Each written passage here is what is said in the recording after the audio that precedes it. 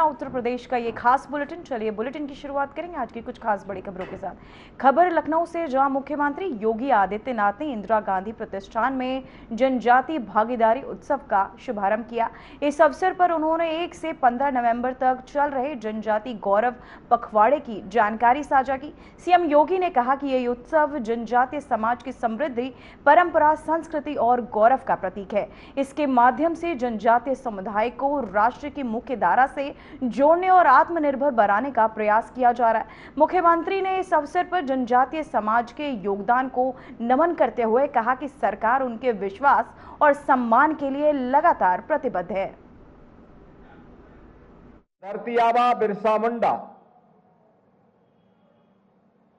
भारत के स्वाधीनता के पक्षधर थे। इसके लिए उन्होंने अभियान चलाया। तत्कालीन ब्रिटिश गवर्नमेंट ने उन्हें गिरफ्तार किया और मात्र 25 वर्ष की उम्र में उन्होंने रांची के जेल में अंतिम सांस ली। उन्होंने उस समय जनजातीय समुदाय को एक ही नारा दिया था और वह नारा था, अपना देश अपना राज। यानी देश हमारा है तो राज भी हमारा होना चाहिए। विदेशी हुकूमत भारत के अंदर राज न करे। और यह हमारा सौभाग्य है कि 15 नवंबर की तिथि को जनजातीय दिवस के रूप में पूरा भारत आयोजित कर सके। इसकी प्रेरणा प्रधानमंत्री मोदी जी ने पूरे देशवासियों को दिया और आज उसी का परिणाम है कि हम एक पूरे पखवाड़े को 1 नवंबर से लेकर के 15 नवंबर तक जनजातीय गौरव पखवाड़ा के रूप में आयोजित कर रहे हैं, जिसमें इन 15 दिनों में जनजातीय समुदाय को विभिन्न प्रकार की योजनाओं के साथ जोड़ने और इन 15 दिनों में उनकी जो परंपरा और संस्कृति है, विभिन्न प्रकार के कार्यक्रमों के माध्यम से उसे अलग अलग स्थानों पर भी उसका प्रस्तुतिकरण देखने का अवसर हम सबको प्राप्त हो रहा है। उत्तर प्रदेश देश की आबादी का एक सबसे बड़ा प्रदेश है। जनजातीय समुदाय की आबादी उत्तर प्रदेश में यद्यपि कम है, कुल आबादी की तुलना में आप देखेंगे तो काफी कम है, लेकिन मुझे अब देख करके प्रसन्नता होती है।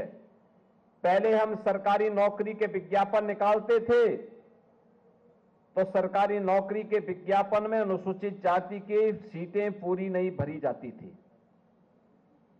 अभी हाल ही में हम लोगों ने 60,244 पुलिस की भर्ती की और पुलिस की भर्ती में मैं देख रहा था कि जितनी भी सीटें अनुसूचित जनजाति के लिए आरक्षित थी, वे सभी सीटें अनुसूचित जाति की ही युवाओं ने उसको पूरा भरा है। कोई सीट खाली नहीं थी। यानी ये चीजें दिखती हैं कि उनकी शिक्षा का स्तर बढ़ा है, उनकी भागीदारी बढ़ी है, शासन की योजनाओं में उनको जो पहले वहां तक लाभ नहीं पहुंच पाता था, आज उनकी भागीदारी बढ़ाने का प्रयास हुआ है।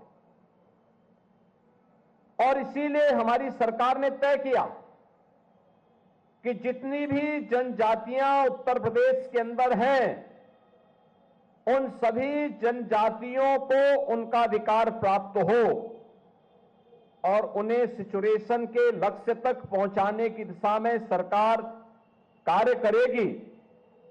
इसमें थारू, मुसहर, चेरो, बुक्सा, सहरिया, कोल या फिर गौड़, जितने भी जनजातियां हैं, इन सभी जनजातियों को शासन की सभी प्रकार की योजनाओं से पूरी तरह आच्छादित करने के लिए सरकार ने एक मिशन मोड पर अभियान चलाया और परिणाम है कि ज्यादातर जनजातियां आज के दिन पर विकास की योजनाओं के साथ उनकी कनेक्टिविटी, उनकी बिजली की व्यवस्था, उनके लिए पेयजल की व्यवस्था, उनके लिए पेंशन की व्यवस्था, उनके लिए राशन कार्ड की व्यवस्था, उनके लिए स्वास्थ्य के लिए आयुष्मान भारत की स्कीम और इन सब के साथ ही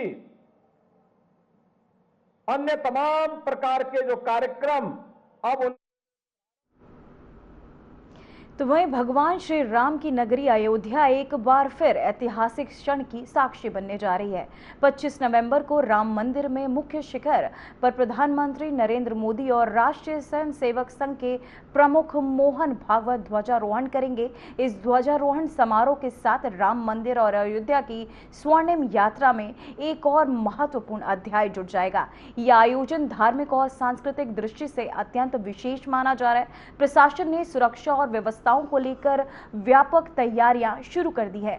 वहीं श्रद्धालुओं की भीड़ को देखते हुए 24 नवंबर की शाम से रामलला के दर्शन अस्थायी रूप से बंद कर दिए जाएंगे।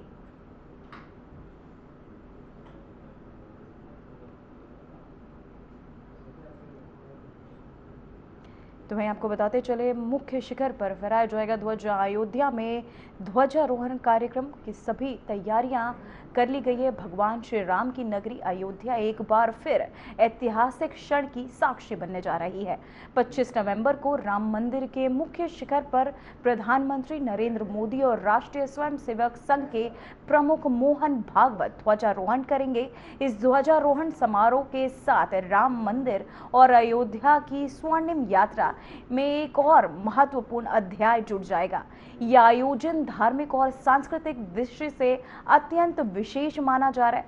प्रशासन ने सुरक्षा और व्यवस्थाओं को लेकर व्यापक तैयारियां भी शुरू कर दी हैं। वहीं श्रद्धालुओं की भीड़ को देखते हुए 24 नवंबर की शाम से रामलला के दर्शन स्थायी रूप से बंद कर दिए जाएंगे।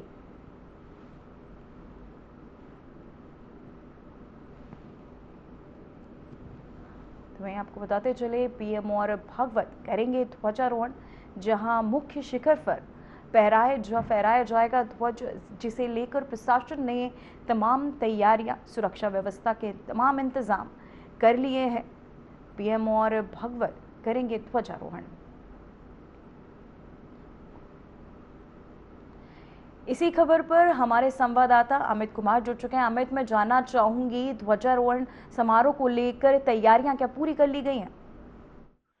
जी बिल्कुल, आपको बता दें कि ध्वजारोहण को लेकर पूरी तैयारियां कर ली गई हैं। जिस रूप से प्रधानमंत्री मोदी जी आएंगे उसको लेकर भी तैयारियां की गई हैं और लगातार जो है प्रशासनिक व्यवस्थाएं हैं। मंदिर निर्माण ट्रस्ट की लगातार बैठकें चल रही है, किस तरह से कार्यक्रम का आयोजन जो होना है संपूर्ण किया जाएगी। जी, मैं जानना चाहूंगी पीएम और भागवत ध्वजारोहण करेंगे, इसे लेकर क्या अभी तक पूरी तैयारियां मंदिर में व्यवस्थाओं को लेकर कर ली गई हैं? ये बिल्कुल, व्यवस्थाओं की बात की जाए तो पूरी व्यवस्थाएं लगातार की जा रही है। मंदिर में निर्माण में जो ध्वजारोहण का कार्यक्रम है शिखर पर, उसको लेकर संपूर्ण व्यवस्थाएं की जा रही। लगातार मंदिर निर्माण ट्रस्ट समिति भी लगातार बैठक कर रही है और प्रशासन भी लगातार इसको लेकर जो है बैठकें कर रहे हैं और व्यवस्थाएं कर रहे हैं।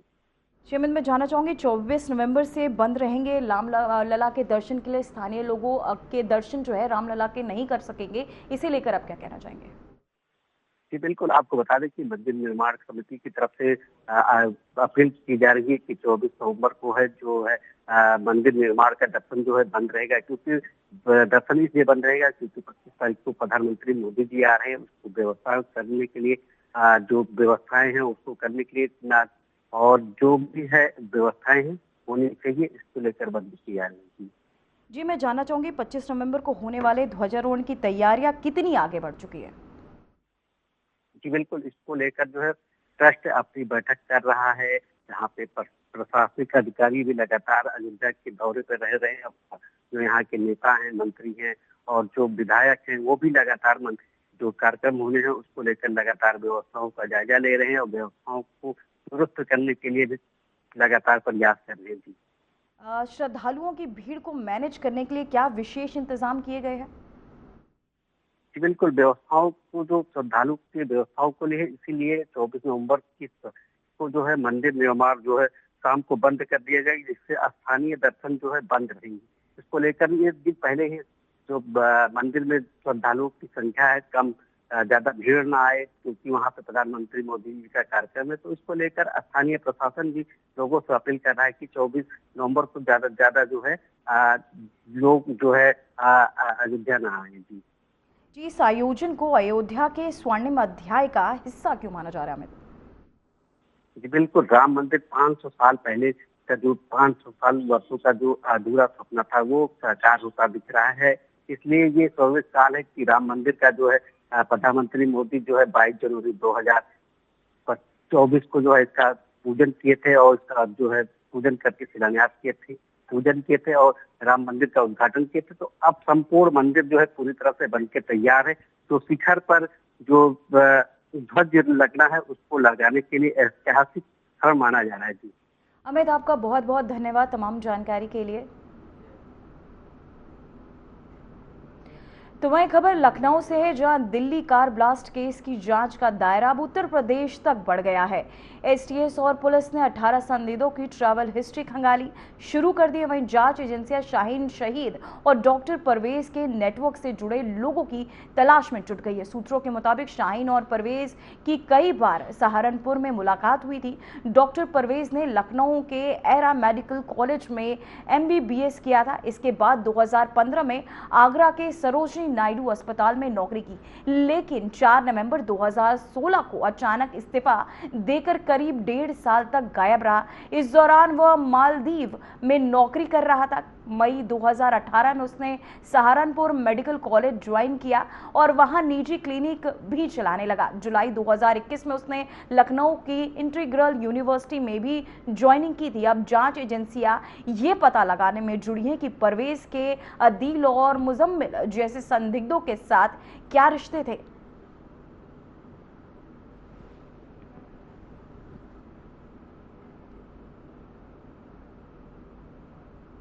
तो वहीं लखनऊ से खबर सामने आ रही है, जहां EWS फ्लैट बिक्री पर कड़ा प्रतिबंध। आवंटी 25 साल तक बेच नहीं पाएंगे फ्लैट। LDA ने फ्लैट बिक्री पर लगाई रोक। वहीं नियम तोड़ने पर होगी सख्त कार्यवाही। जहां फ्लैट के सुरक्षित स्वामित्व और संरक्षण के निर्देश भी दिए गए। तो आपको बताते चले, लखनऊ में LDA ने EWS फ्लैटों की बिक्री पर बड़ा प्रतिबंध लगाया। अब आवंटी फ्लैट्स को 25 साल तक बेच नहीं सकेंगे। नियमों का उल्लंघन करने पर आवंटी के खिलाफ सख्त कार्यवाही की जाएगी।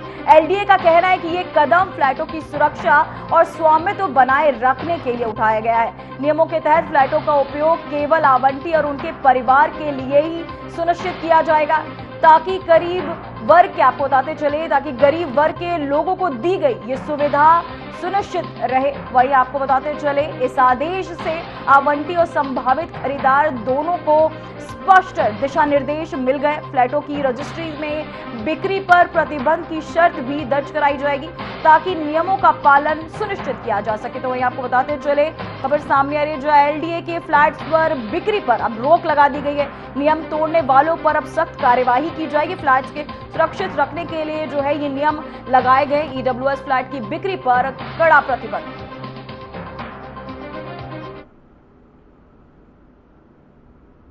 तो वहीं आपको बताते चले, फ्लैट्स की बिक्री पर अब कड़ा प्रतिबंध लगा दिया गया। EWS फ्लैट बिक्री पर यह प्रतिबंध लगा है, जिसे लेकर अब सख्त होती नजर आ रही है सरकार। LDA के फ्लैट्स ने बिक्री पर लगाई रोक। ब्रेक के बाद खबरों में एक बार फिर से आपका स्वागत है। बागेश्वर धाम के प्रमुख कथावाचक पंडित धीरेन्द्र कृष्ण शास्त्री की सनातन यात्रा में मथुरा आगमन पर श्रद्धालुओं में जबरदस्त उत्साह देखने को मिला। हरियाणा बॉर्डर के कोटवन से मथुरा में प्रवेश करते ही हजारों लोग सड़कों पर उमड़ पड़े और शास्त्री की एक झलक पाने के लिए इंतजार करने लगे। यात्रा में स्वागत में आपको बताते चले जगह जगह फूलों की वर्षा और धार्मिक झांकियों का आयोजन किया गया। जय श्री राम और हर हर महादेव के जयकारों से पूरा मथुरा क्षेत्र गूंज उठा। भीड़ को देखते हुए प्रशासन ने सुरक्षा के कड़े इंतजाम किए। शहर में ट्रैफिक डाइवर्जन लागू किया गया और अतिरिक्त पुलिस बल भी तैनात किया गया है। तो मैं आपको बताते चले प्रशासन ने किए सुरक्षा के कड़े इंतजाम, जहां यात्रा को दे नजर मथुरा में भक्ति का यह उत्साह देखने को मिला। तो वहीं सुप्रीम कोर्ट के निर्देश पर गठित हाई पावर कमेटी के आदेश अनुसार आईआईटी रुड़की की टीम ने वृंदावन के बांके बिहारी मंदिर का बारीकी से निरीक्षण किया। टीम ने मंदिर के अतिरिक्त और बाहरी संरचनात्मक हिस्सों का सर्वे किया ताकि श्रद्धालुओं की सुरक्षा सुनिश्चित की जा सके। जिलाधिकारी सीपी सिंह ने बताया कि ये निरीक्षण मंदिर के स्ट्रक्चर ऑडिट के तहत और साथ ही आपको बताते चले किया गया। वहीं इसका उद्देश्य ये पता लगाना था कि प्रतिदिन दर्शन करने आने वाले हजारों श्रद्धालुओं के लिए मंदिर की संरचना कितनी सुरक्षित है।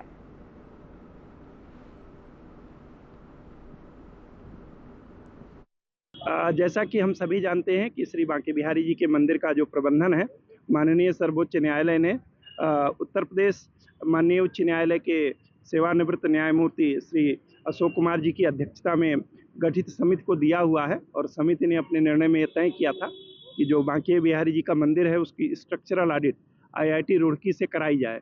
उसके अनुपालन में कल और आज आईआईटी के प्रोफेसर आए हुए हैं और मंदिर के स्ट्रक्चरल ऑडिट की जा रही है। और उसका उद्देश्य ये है कि चूँकि लाखों लाख श्रद्धालु प्रतिदिन मंदिर में दर्शन करने आते हैं, वो स्ट्रक्चर कितना सुरक्षित है, कितना सेफ है, उसमें क्या और सुधार किए जाएँ जिससे जो श्रद्धालु हैं उनको दर्शन करने में किसी प्रकार की असुविधा ना हो। इसके अलावा भी समिति ने और भी निर्णय लिए हैं माननीय न्यायमूर्ति महोदय की अध्यक्षता में, उनका भी अनुपालन कराया जा रहा है। जैसा कि हम सभी जानते हैं कि श्री बांके बिहारी जी के मंदिर का जो प्रबंधन है माननीय सर्वोच्च न्यायालय ने उत्तर प्रदेश माननीय उच्च न्यायालय के सेवानिवृत्त न्यायमूर्ति श्री अशोक कुमार जी की अध्यक्षता में गठित समिति को दिया हुआ है और समिति ने अपने निर्णय में यह तय किया था कि जो बांके बिहारी जी का मंदिर है उसकी स्ट्रक्चरल ऑडिट आईआईटी रुड़की से कराई जाए।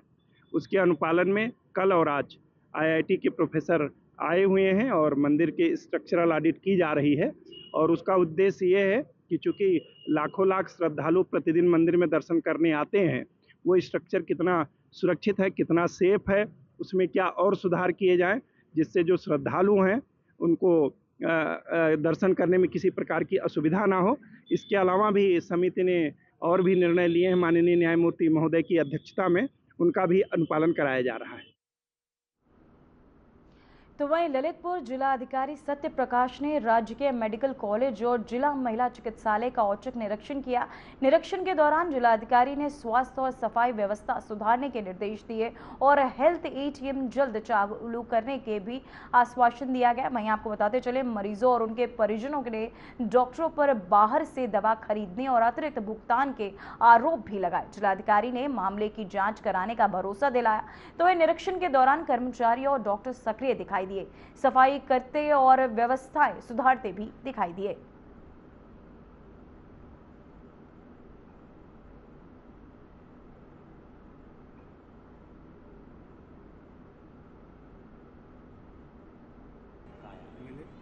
सभी डॉक्टर्स अपने कक्ष में मिले, ओपीडी में चेक करते हुए मिले, तो व्यवस्थाएं सभी संतोषजनक पाई गई। इसमें और क्या सुधार किया जा सकता है उस पर हम लगातार सर, एक मेडिकल कॉलेज का एक मेडिकल स्टोर का नाम आया है कि पैसे लिए गए, 2 मरीज सर ऐसे मिले हैं ऊपर जिनसे 12,500 रुपये रेगुलर लिए गए हैं। सर इस बारे में सर क्या था? ये जो अभी प्रथम दृष्टया ये बात जो आई है उसमें जो लिम्ब का उसका रिप्लेसमेंट हुआ है वो हमारे जो प्रिंसिपल साहब ने बताया कि वो शायद कवर्ड नहीं होता सरकारी सिस्टम में, तो वो अलग से इम्प्लांट्स जो मंगाए गए हैं वो इम्प्लांट्स का शायद पैसा है, बट फिर भी उसका चूंकि सर पार्टिकल एक ही मेडिकल से सामान की और भी तो मेडिकल है, उसकी जांच कराएंगे। अगर उसमें कोई अन्य चीजें आती हैं तो उस पर फिर कार्रवाई। मरीजों का कहना ये है कि मरीजों से पैसे तो लिए गए लेकिन उनको सामान कोई नहीं दिया गया, ना बिल दिया गया। बस केवल मेडिकल पे जमा करने का इशू है, केवल जमा किया जाता है, बाकी काम उनका रहता है, कैसे मेजरमेंट करना वो उनके हाथ में हो जाएगा। देखिए अभी तो आप लोग साथ में थे जी सर, आप लोग साथ में थे और आप लोग के सामने मरीजों से बात हुई जी सर, तो अभी इस तरीके की बातें तो कोई नहीं किया, बट अगर कोई ऐसा स्पेसिफिक संदर्भ अगर आएगा और उसमें कोई कमी होगी तो उस पर कार्रवाई भी करेंगे और सुधार भी जारी है। सर अपने यहाँ लेटपुर में सर 2 डॉक्टरों की बहुत कमी है, जहाँ से मतलब पेशेंट को यहाँ से रेफर किया जाता है। एक तो पहले नंबर पर डॉक्टर हार्ट वाले हैं, दूसरा न्यूरोलॉजिस्ट की बहुत कमियाँ होती हैं, जिनके चक्कर में लोगों को रेफर करना पड़ता है मेडिकल कॉलेज। वो काफ़ी दिक्कत वाला होता है, जिनके पास पैसे नहीं है वो बेचारे कर्ज करके यहाँ से रेफर होकर जाती है। सर एक तो हार्ट वाले डॉक्टर साहब की व्यवस्था हो जाए, एक न्यूरोलॉजिस्ट, उसके लिए पत्राचार करेंगे, चूँकि वो जिले लेवल पे सॉल्व नहीं हो सकता, तो जो चीज़ें हम लोगों के स्तर पे अभी तत्काल सॉल्व हो सकती है वो तो करेंगे, और जिसमें पत्राचार की आवश्यकता है वो भी करेंगे। जहाँ तक आपने दवाइयों की बात की, तो दवाई रैंडम आधार पे एक पर्चा, जो ये बात आप लोगों में से कुछ लोगों ने बोला कि दवाई शायद बाहर से है, बट जो पर्चा लिखा जा चुका था वो पर्चा देख के हम लोगों ने स्टोर में वेरिफिकेशन कराया, तो दवाइयाँ सारी स्टोर में अवेलेबल हैं। तो जितने मरीज हैं, आप लोग के भी माध्यम से, चूँकि सभी दवाइयाँ स्टोर में अवेलेबल हैं, तो स्टोर से ही यहीं से खरीदें जो जिला अस्पताल में उपलब्ध है। उसके अतिरिक्त बहुत कम ऐसी चीज़ें होंगी जो यहाँ दवा उपलब्ध है।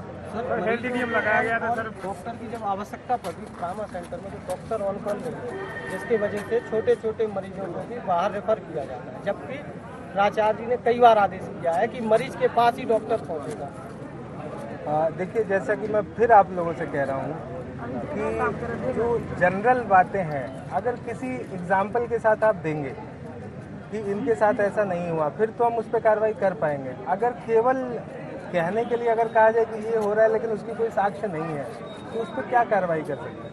तो मुझे ऐसा लगता है कि अगर कोई साक्ष्य के साथ उपलब्ध कराएंगे तो उस पर कार्रवाई करेंगे सर। और तो जैसा कि आप सभी लोगों ने भी देखा, सफाई व्यवस्था ठीक मिली, रजिस्टर वगैरह भी जो मेंटेन होने हैं पेशेंट्स के, वो भी मिले।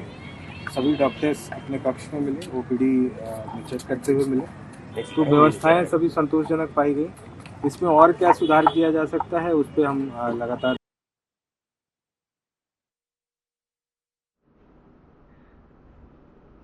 तो वही खबर रायबरेली से है, जहां एसटीएफ ने मोरंग माफिया और परिवहन विभाग के अधिकारियों कर्मचारियों के गठजोड़ का भांडाफोड़ किया। फतेहपुर और रायबरेली के एआरटीओ और पीटीओ कर्मचारियों को मोरंग दलालों समेत 11 लोगों के खिलाफ केस दर्ज किया गया। एसटीएफ ने 2 को गिरफ्तार कर पुलिस के हवाले किया। जांच में खुलासा हुआ कि ये दलाल एआरटीओ और पीटीओ की मिली भगत से ओवरलोड ट्रकों को 5,000 रुपए प्रति ट्रक लेकर पास कराते थे। एसटीएफ ने आरोपियों से पूछताछ के बाद पूरी साजिश का पर्दाफाश किया और दोनों दलालों को जेल भेज दिया गया है।